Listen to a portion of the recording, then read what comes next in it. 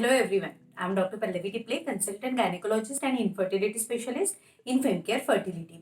आज के हमारे ये सीरीज में हम 22 टू 23 वीक्स के बारे में बात करेंगे। अब तक आपके इम्पोर्टेंट स्कैन और ब्लड टेस्ट हो चुके हैं। ये वीक्स में हम डॉक्टर यूजुअली कोई भी ब्लड टेस्ट एडवाइस नहीं करते। अब तक यदि आपने किसी को आपके प्रेगनेंसी के बारे में बताया नहीं है, उनको भी अभी देख के पता चल जाता है, क्योंकि आपके एब्डोमेन का साइज बढ़ जाता है, जो भी सिम्टम्स है वो दिखाई देते हैं, तो कोई भी रिकॉग्नाइज कर सकता है कि आप प्रेग्नेंट हो। ये वीडियो में हम बात करेंगे कि हमारे मदर में क्या चेंजेस होते हैं, हमारे बेबी में क्या चेंजेस होते हैं और हमने क्या केयर लेनी चाहिए। कुछ फीमेल रहते हैं, उनके एब्डोमेन के अम्बिलिकस एरिया में स्मॉल डिफेक्ट रहता है, यानी थोड़ा सा वीकनेस रहता है उनके मसल्स में। तो जब यूटेरस अम्बिलिकस तक आ जाता है तो वो वीकनेस के वजह से कभी कभार वहाँ का जो पार्ट रहता है, जो मसल्स रहते हैं, वो बाहर आती है, यानी पॉपिंग जैसे दिखाई देते हैं। उसको हम अम्बिलिकस हर्निया बोलते हैं। तो यदि आपको ये सिम्टम्स दिखाई देते हैं तो आपको डरना नहीं है, आपके डॉक्टर से जाके आपको बात करनी है। अभी हम जानेंगे कि हमारे मदर्स में ये वीक्स में क्या क्या चेंजेस होते हैं। कुछ मदर्स रहते हैं कि उनके निपल से वाइटिश डिस्चार्ज आना स्टार्ट हो जाता है, मिल्क लाइक सिक्रेशन आना स्टार्ट हो जाता है।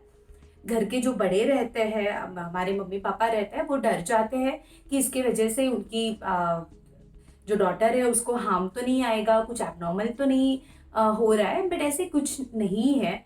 यूजुअली प्रेगनेंसी में प्रोलैक्टिन हार्मोन बढ़ जाता है, तो उसके वजह से कभी कभार ये चेंजेस दिखाई देते हैं। यूजुअली 22 टू 23 वीक्स तक आपका वेट गेन हो चुका होता है। 4 टू 6 kg वेट गेन होता है। यदि उससे कम हो रहा है या उससे ज़्यादा हो रहा है तो आपने आपके डॉक्टर से बात करनी है।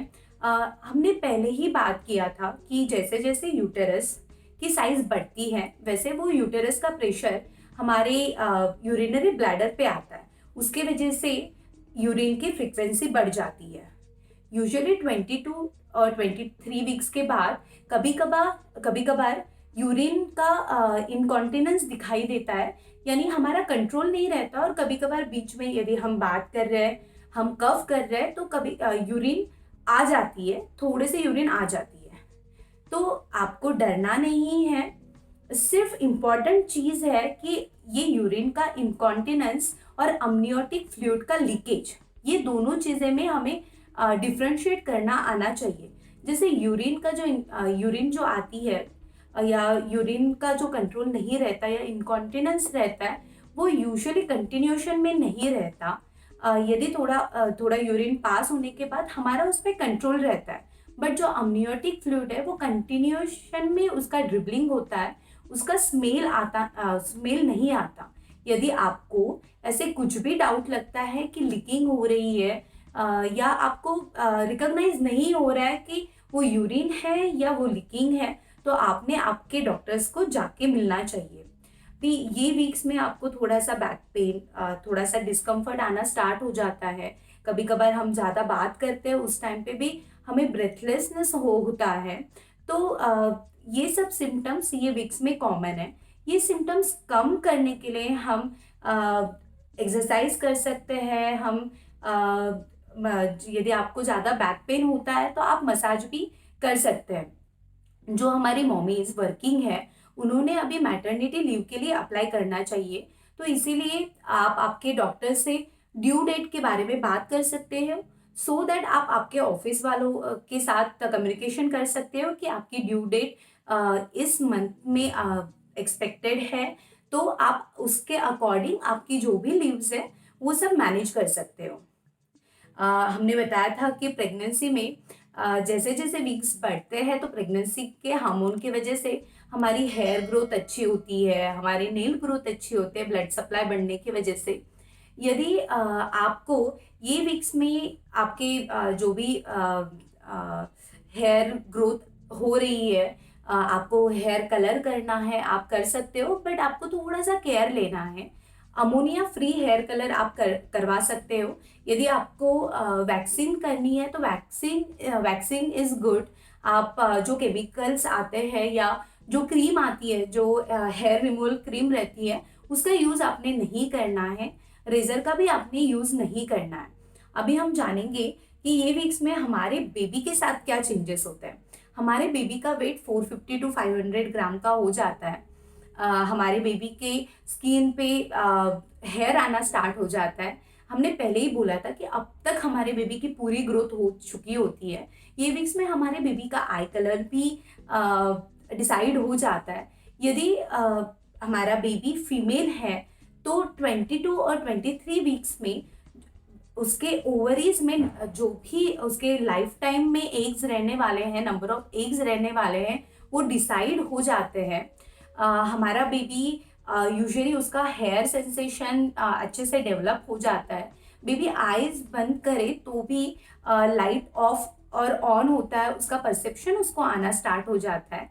हमारा बेबी हमारे मदर की हमारे जो हार्ट बीट है वो फील करना स्टार्ट कर देता है और उसके अकॉर्डिंग वो डांस भी करने लग जाता है। अभी हम जानेंगे कि हमने डाइट में और हमने क्या क्या केयर लेनी चाहिए। यूजुअली अभी हमने ज़्यादा प्रोटीन रिच डाइट के बारे में प्रोटीन रिच डाइट लेना चाहिए। जो वेजिटेरियन होते हैं, वेजिटेरियन में जो भी प्रोटीन रिच डाइट के सोर्स रहते हैं उसमें टोटल जो 20 अमाइनो एसिड रहते हैं वो नहीं मिलते। ओके, उसके लिए राजगिरा एक बहुत ही अच्छा अल्टरनेटिव है। यदि आप वेजिटेरियन हो या आप नॉन वेजिटेरियन भी हो और आपको प्रोटीन रिच डाइट लेना है तो आपने राजगिरा राजगिरा ट्राई कर सकते हो। उसके हम लड्डू बना सकते हैं, उसका हम सीरा बना सकते हैं, उसका जो आटा है उससे पराठे या हम रोटी भी बना सकते हैं। राजगिरा में जो essential amino acid 20 amino acid है, उसमें से 18 इसेंशियल अमाइनो एसिड राजगिरा में पाए जाते हैं। तो इसीलिए यदि आपको प्रोटीन रिच डाइट लेना है तो आप आपके डाइट में राजगिरा को ऐड कर सकते हो। हमें बहुत इम्पॉर्टेंट है कि हमने हाइड्रेशन मेंटेन करना चाहिए। हमने at least 3 to 4 litre water daily लेना चाहिए। आप वाटर नॉर्मल वाटर या जूस फॉर्म में भी ले सकते हो। यदि हमें फ्रूट्स लेना है तो फ्रूट्स डायरेक्टली लेना ज़्यादा बेटर है जूस फॉर्म से, क्योंकि उसमें फाइबर्स रहता है और फाइबर्स रिच डाइट की वजह से कॉन्स्टिपेशन नहीं होता, हमारी मोशन अच्छे से होती है। बट आपने जो हाइड्रेटेड कैन रहते हैं या फ्रूट्स रहते हैं जो वो अवॉइड करना है। आपने कैफीन अवॉइड करना है, क्योंकि उसमें आर्टिफिशियल प्रिजर्वेटिव रहता है, आर्टिफिशियल स्वीटनर रहते हैं, उसके वजह से हार्म होने के चांसेस रहते हैं। ये वीक में हमने हमारे एक्सरसाइज पे ध्यान देना चाहिए। हमने हमारी जो एंटीनेटल एक्सरसाइज है वो स्टार्ट करनी चाहिए। आपने दिन में 2 बार वॉक करने जाना चाहिए।